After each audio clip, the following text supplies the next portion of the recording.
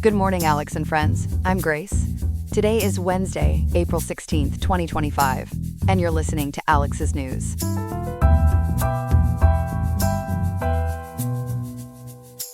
The weather in Riverside will be cool today, with a high of 57.4 degrees and a low of 51.2, so you might want to grab a light jacket if you're heading out. Coming up on today's show, we'll examine the significant changes to White House access protocols following the controversial Gulf naming dispute that has strained diplomatic relations. Then, we'll take an in-depth look at Kaiser Permanente's mental health worker strike, which has now broken records as the longest healthcare labor action in American history.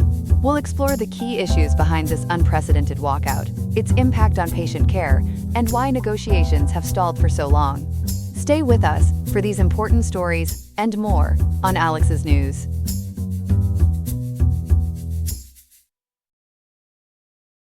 Good morning, viewers. A major shift in White House media policy is creating waves in the journalism world today. The Trump administration has implemented new restrictions on press access following a dispute over the naming of a major geographical feature. With us to explain this developing story is our White House correspondent, Ethan. Good morning, Ethan. What can you tell us about these new restrictions? Good morning, Grace. The situation at 1600 Pennsylvania Avenue has taken a dramatic turn. According to ABC News, the Trump administration announced yesterday a new policy that significantly restricts access for major wire services, including the Associated Press, Reuters, and Bloomberg.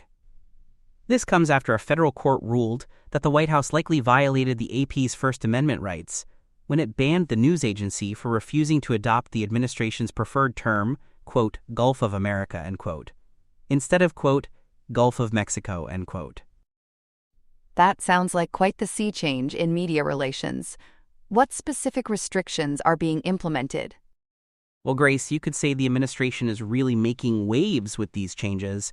According to reporting from ABC News, there are three key restrictions. First, the White House will now combine wire services with print reporters for only 2 available slots in small spaces like the Oval Office and Air Force One. Second, White House Press Secretary Caroline Leavitt will have final say over which journalists can question President Trump, taking that power away from the White House Correspondents Association. And third, wire services may be recategorized as print reporters, despite their crucial role in informing billions worldwide. Let's dive deeper into how this dispute originated. When did this naming controversy first surface? The waters got choppy on January 20th of this year, when President Trump signed Executive Order 14,172, titled, quote, Restoring Names That Honor American Greatness, end quote. This directed the Interior Secretary to rename the Gulf of Mexico to the Gulf of America within 30 days. The president had first announced this intention on January 7th during a press interaction at Mar-a-Lago. By February 14th, the White House banned the AP from accessing the Oval Office and Air Force One after the news agency refused to update its style book to reflect the name change. And what was the AP's reasoning for not adopting the new name? The AP maintained that as an international news agency, it must use geographical names recognizable to all audiences worldwide. According to their statement reported by ABC News, they expressed, quote, deep disappointment, end quote, with the new policy, saying it, quote, disregards the fundamental American freedom of speech without government control, end quote. I understand there's an ongoing legal battle. What's the latest on that front? Yes, the legal tide continues to shift. CBS News reported that, despite a federal judge's order to restore the AP's access, the news agency was still blocked from an Oval Office event with President Trump and Salvadoran President Nayib Bukele. U.S. District Judge Trevor McFadden had ruled that the White House cannot deny AP journalists access due to their terminology choice. The administration has appealed and is seeking to put the ruling on hold, potentially taking it all the way to the Supreme Court. In fact, tomorrow, just one day from now, the administration is scheduled to appear in appeals court to argue for a stay on Judge McFadden's ruling. What broader implications does this have for press freedom? This is really testing the waters of press-presidential relations, Grace. The White House Correspondents Association has criticized what they call, quote, viewpoint discrimination, end quote. According to ABC News, the White House under Leavitt has been giving greater access to news outlets friendly to Trump. Interestingly, though, Despite these restrictions, reporting indicates Trump has generally been more accessible to media than his predecessor Joe Biden. Internationally, as Perplexity reports, Mexico and the UK haven't recognized the name change, creating a diplomatic ripple effect. Well, it seems we'll be keeping a close eye on this story as it continues to unfold. Thank you for that comprehensive report, Ethan. I guess we could say this dispute has really made a splash in Washington. Indeed it has, Grace. We'll see if the administration's policy holds water in court. Back to you. Thanks, Ethan, for that deep dive into this developing story.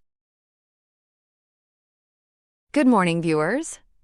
We're continuing our coverage of a historic labor dispute that's reached a significant milestone. For more on this developing story, we turn to our health correspondent, Chloe Parker. Chloe, tell us about this record-breaking strike. Grace, the Kaiser Permanente mental health workers strike in Southern California has now officially become the longest mental health strike in U.S. history. According to LAist, this work stoppage began in October 2024 and has now stretched beyond 6 months, with nearly 2,400 workers participating in this unprecedented labor action. 6 months is certainly a long time for any strike. What's happening with negotiations now? Well, there's a glimmer of hope as negotiations have resumed as of today, April 16, 2025. LAist reports that mediators have stepped in to help bridge the gap. Specifically, former California Health Secretary Mark Galey and former Sacramento Mayor Darrell Steinberg. The National Union of Healthcare Workers is pushing for several key improvements to working conditions. What exactly are these workers asking for? It must be significant to sustain such a lengthy strike. They're seeking 3 main things, Grace. First, mandated time between therapy sessions for proper patient follow-up. Second, restoration of pension benefits for new employees that were eliminated back in 2015. And third, cost of living wage adjustments. The union points out that Kaiser's Northern California workers already receive similar benefits. I understand there have been some dramatic developments recently. Can you fill us in? Absolutely. In what you might call a mental health Hunger Games, 8 workers conducted a 5-day hunger strike in mid-April to draw attention to their cause. Both LAist and Perplexity reported this escalation tactic, which concluded as negotiations resumed. The strike has garnered substantial political support, with most state legislators backing the workers, and even Senator Bernie Sanders has highlighted their situation, according to reporting from Reddit's r/CA Political News. This dispute seems to go beyond just labor issues. What about the impact on patients? That's the truly concerning part, Grace. A state report from the California Department of Managed Healthcare, cited by Perplexity, revealed Kaiser has failed to remedy 19 of 20 mental health care deficiencies identified in 2022. In 85% of cases reviewed, they failed to ensure non-urgent mental health appointments within the required 10-day window. They're also not offering urgent care appointments within 48 hours and have improper rescheduling practices in 63% of cases. Those statistics are alarming. Are there real-world examples of how this is affecting patients? Unfortunately, yes. Perplexity reports that patients like Julia Romero have described increased hardship in managing their mental health conditions, citing difficulty accessing consistent therapy. Many patients have expressed what they call a therapy desert situation. They're desperate and losing hope as they struggle to receive timely mental health services. What's Kaiser saying about all this? Kaiser maintains they offer competitive wages and benefits and claims to have made extraordinary progress on the issues cited in the state report. They state they meet state access requirements, exceeding them with urgent care appointments available 99.7% of the time. However, critics question their practices, including the use of unlicensed clerical staff and algorithms to triage mental health patients. And how are the striking workers holding up financially after such a long time without regular paychecks? It's taking a toll, Grace. LAist reports some striking workers have returned to Kaiser due to financial concerns, though they're documenting internal problems as they do so. The strike has put significant financial pressure on these healthcare professionals, while highlighting deep concerns over Kaiser's management of mental health services. Thanks for that comprehensive report, Chloe. It sounds like this strike of mind continues with no immediate resolution in sight, despite the involvement of high-profile mediators. That's right, Grace. As bargaining sessions continue into late April, both sides remain at an impasse over these key issues, with no clear end in sight.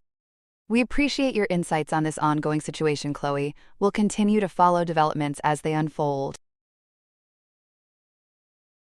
Okay, here are some other headlines. The Canadian Association of University Teachers, representing 72,000 staff across Canada, has issued a travel advisory warning academics against traveling to the United States. The group cites concerns over the evolving political landscape, enhanced powers of U.S. border agents including searches of electronic devices, and potential difficulties for specific groups. Those encouraged to exercise caution include individuals critical of the U.S. administration, researchers whose work might conflict with U.S. policies, transgender individuals, and citizens of countries facing U.S. travel restrictions. The advisory is expected to impact Canadian travel to the U.S. Commemorations are being held for the 30th anniversary of the Oklahoma City bombing. The April 19, 1995, domestic terrorist attack killed 168 people. Events included a remembrance ceremony featuring former President Bill Clinton and a special joint session of the Oklahoma legislature.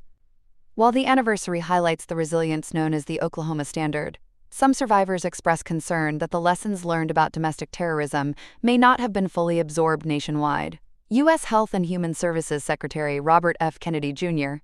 is facing criticism from health officials for delivering mixed messages regarding measles vaccines during ongoing outbreaks. Despite recently stating the MMR vaccine is effective, Kennedy, a known anti-vaccine advocate, has also voiced safety concerns, causing confusion. This comes as measles outbreaks across 22 states have resulted in over 640 cases and, tragically, the deaths of 3 unvaccinated children. Experts stress the need for clear, consistent messaging supporting vaccination. At the Pentagon, senior advisor Dan Caldwell has been ousted while under investigation for allegedly leaking classified information. Caldwell, a former Marine veteran and advisor to Defense Secretary Pete Hegseth, was escorted from the building and placed on administrative leave. Sources allege he shared classified documents with reporters. Caldwell previously worked for organizations led by Hegseth and has expressed isolationist foreign policy views, including questioning U.S. involvement in Ukraine. And in the United Kingdom, the Supreme Court has delivered a unanimous landmark ruling, stating that the definition of woman in the Equality Act 2010 refers specifically to biological females. This excludes transgender women holding gender recognition certificates from being considered women under this particular act. The case was brought by the group For Women Scotland. The ruling has significant implications for single-sex spaces and services, and has been praised by gender-critical campaigners but criticized by LGBTQ+ rights groups, who argue it erodes protections for transgender individuals. That's all we have for now. Today's episode was made by Alexander King with Claude Sonnet 3.7, Gemini Pro 2.5 Experimental, Gemini Flash 2.0, Perplexity Sonar Pro, and Google Cloud Text-to-Speech. I hope you have a great day. I'll see you tomorrow, Alex.